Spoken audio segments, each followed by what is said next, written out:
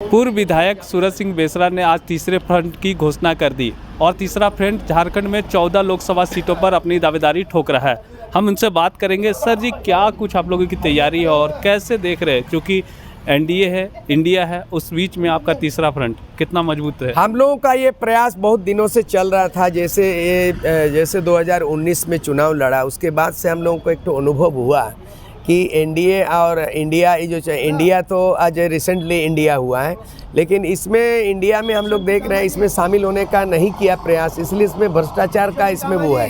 Number one है कि लालू प्रसाद यादव चारा घोटाला में आरोपित है, सजायाफ्ता है, चारा घोटाला सजा हो चुका है, 5 बार सजा, 25 साल का सजा हुआ है। आरजेडी है, वो आरजेडी इंडिया घटक दल है। झारखंड मुक्ति मोर्चा शिबू सोरेन 3.5 करोड़ रुपया में दागी बन चुका है। अभी सुप्रीम कोर्ट फिर केस खोल दिया है, नया ख़त्म हुआ था फिर कर दिया है। तो झारखंड मुक्ति मोर्चा जो है ना, वो इंडिया का घटक दल है। हेमंत सोरेन अभी पूर्व मुख्यमंत्री जो जेल के सलाखों में है, उन पे आरोपित है, आरोप गठन इसी महीने में हो जाएगा। हम कैसे जाएंगे? उसके बाद आम आदमी पार्टी अरविंद केजरीवाल शराब घोटाला में अभी जेल चला गया।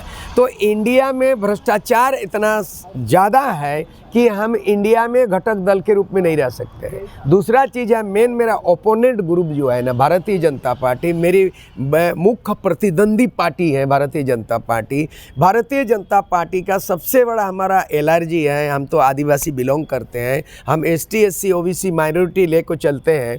लेकिन भारतीय जनता पार्टी का मोटिव जो है ना, 2024 का जो तस्वीर देखा, अगले बार 400 पार इसीलिए बोल रहा है, अगले बार 400 जहाँ पार हो गया ईवीएम मशीन के जरिए, भारत को जो है ना एकदम हिंदू राष्ट्र घोषित कर देगा और अंबेडकर का संविधान को बदल देगा और आदिवासी एसटी एससी ओबीसी का एकदम दशनाभूत कर देगा। इसीलिए हम उसके पक्षधर नहीं हैं। जो प्रधानमंत्री नरेंद्र मोदी सेकुलर कंट्री में अयोध्या में केवल राम राम बोलता हो, लेकिन बाद बाकी इस्लाम का क्या होगा, आदिवासी सरना धर्म का क्या होगा? हम भारतीय जनता पार्टी का विरोध इसलिए भी करेंगे लोकसभा चुनाव में कि हम आदिवासी प्रकृति पूजक हैं।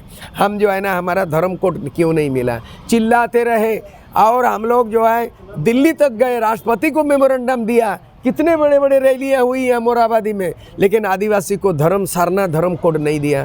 क्योंकि हम कहाँ रहेंगे तब? 6 गो धर्म कोड मिला है भारत का संविधान में और हमको आदिवासी को सरना धर्म कोड नहीं मिला, इसीलिए हम विरोध करते हैं। सब छोटे छोटे जो गठबंधन होना चाहिए था, आदिवासी के नेता भी थे तो वो भी जो थे सो अलग अलग गुट में आके सरना धर्म कोड की मांग की। एक जो बड़ा प्रोग्राम होना चाहिए था वो कहीं दिखाई नहीं दिया। ऐसे में आप क्या लगता है कि लोकसभा चुनाव में आप सभी को एक साथ जोड़ पाएंगे? जी हाँ, लोकसभा चुनाव का ऐसा लोकतंत्र का महापर्व है। आप देखेंगे इंडिया का घटक दल में भी तो 50 पार्टी का गठबंधन है। अकेले तो कांग्रेस और आरजेडी जे में मिल गया तो इंडिया नहीं है, इंडिया में 50 पार्टी है। अब एनडीए में भी जो देख लीजिए, भारतीय जनता पार्टी से लेके कई जो है ना, वहाँ 2 दर्जन से ज़्यादा जो पार्टी है। तो हमारे यहाँ भी हम जो झारखंड पार्टी जो एनी और थे, उसका पार्टी इक्का दुक्का सीट का हो सकता है, खूंटी 1 सीट हो जाए, उसको हम लोग जोड़ेंगे। या धनबाद में कोई अगर एमसीसी है, AK राय जीता था कभी, उनका भी पार्टी संगठन है। तो हम उस लिहाज से झारखंड अलग राज्य निर्माण में जिन नेताओं ने, आज कुछ लोग शहीद हो गए हैं, निर्मल महतो जैसे आदमी शहीद हो गए, सुनील महतो MP शहीद हो गए, तो ऐसे बहुत सारी चीज़ें हैं। तो हम सबको संथाल परगना से लेके छोटनागपुर, चाहे खूंटी से लेकर के हम दुमका या गोड्डा से लेकर के हम सिंहभूम, ये जोड़ते हुए हम तमाम रणनीति को हमने अंतिम स्वरूप दे दिया। कुछ कैंडिडेट तो आज 2 कैंडिडेट आ चुके हैं और दो कैंडिडेट घोषणा पहले हो चुका है। तो हम चाहते हैं कि 14 को लोकसभा में हम कैंडिडेट बनाने में कामयाब होंगे।